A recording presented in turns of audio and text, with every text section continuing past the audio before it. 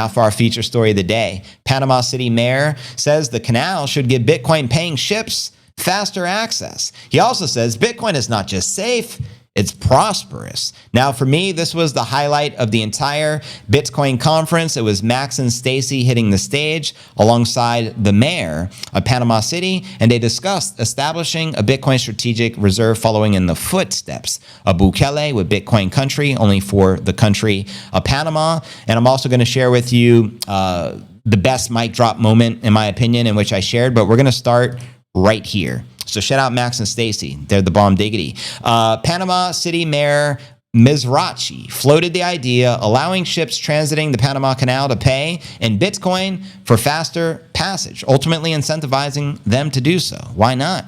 Mizrachi proposed during the panel discussion at the conference that cargo ships could cut the line on waiting for their passage through the key shipping channel by paying in Bitcoin. Quoting him here, "We have a canal. What if you get a perk for paying in Bitcoin? Get your ship to go quicker if you pay in Bitcoin." I mean, then why wouldn't people start using it? And the director of the Bitcoin Beach in El Salvador, also Mike Peterson, was the moderator on the panel. Here's the group right here. And again, this was my favorite segment of the 3-day event. And I'll tell you why I gave Stacy the mic drop highlight of the entire event. And I'll quote her and I'll show you what I'm talking about. Stay tuned.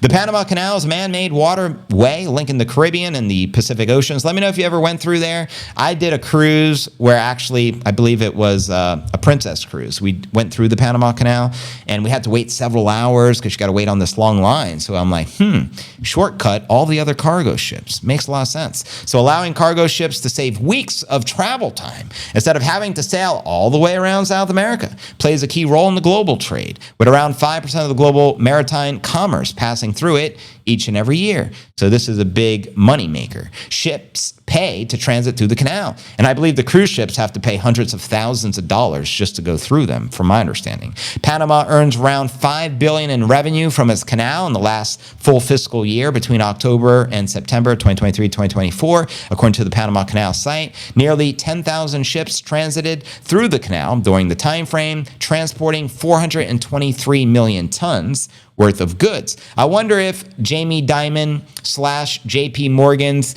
cargo ship they own, which had 20,000 tons of cocaine, went through the Panama Canal. You let me know. The Panama Canal became a controversial topic December 2024. Trump announced plans for the U.S. to reclaim control of the canal, citing concerns over the rising Chinese influence and claiming unfair tolls are imposed on the U.S. ships. Panama City has been at the front foot with the Bitcoin adoption lately, having recently approved a measure permitting the use for crypto for public payments, including taxes, fines, and municipal fees. Bitcoin payments for the Panama Canal are one of the several ideas that the mayor pitched in the recent weeks and discussed on stage with Max and Stacy. Also, he urged Panama legislators to pause work on bills to regulate crypto, instead pushing for a hands-off approach to regulation. He says, don't touch it, don't get near it, don't even look at it. Let it operate, let it function, then decide what it needs. Do you want to restrict it, or you want to promote it? He also claimed that more than $5 billion worth of Bitcoin transactions occur annually in Panama, but said a lot of the adoption has taken place behind closed doors, as many are scared of embracing the pretty little bitty going up forever Laura. The mayor's comments come as a Panama declared state of emergency in Bocas del Toro province after the banana company Chiquita laid off 5,000 workers who have been protesting for stronger Social Security measures. Chiquita claims it lost more than $75 million as a result of the strikes.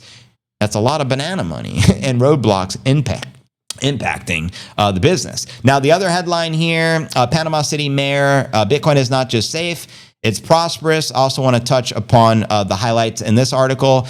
Quoting him here, Max Keiser, we did a couple of things early on. One was create the Bitcoin office, which will be directly reporting to the president. And then we also passed a law which will say Bitcoin is money and everything else is an unregistered security, obviously, for Bitcoin country. Now, the access to the Bitcoin Central America to do battle against the globalists has always looked at the regionist backyard. This is intolerable, and this is going to change right now, said the host, with them on stage. Imagine yourself in an economic bloc powered by El Salvador, supported by Panama. The rest will come. Then Stacy Herbert reminded everybody about El Salvador's school system, quoting Stacy. El Salvador is the first country in the world to have comprehensive public school financial literacy education program from 7 years old. Powerful.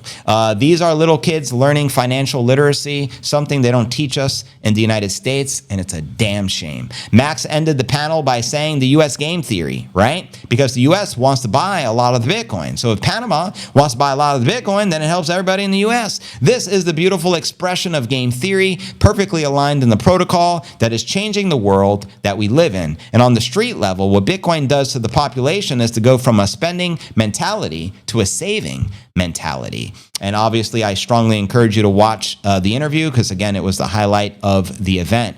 And now I want to share some things, quoting Max from the beginning of the speech. I did this post here on X. He says, I had sex with Satoshi, because they're like, Max, introduce yourself. So this is how Max chose to introduce himself. I had sex with Satoshi, and we gave birth to the first coin. The Genesis block was the result of my semen impregnating the egg of Satoshi. And Scottie Pippen was there, and Scottie Pippen looked on, and before he knew it, there was Michael Saylor, and he was staring right at Scottie.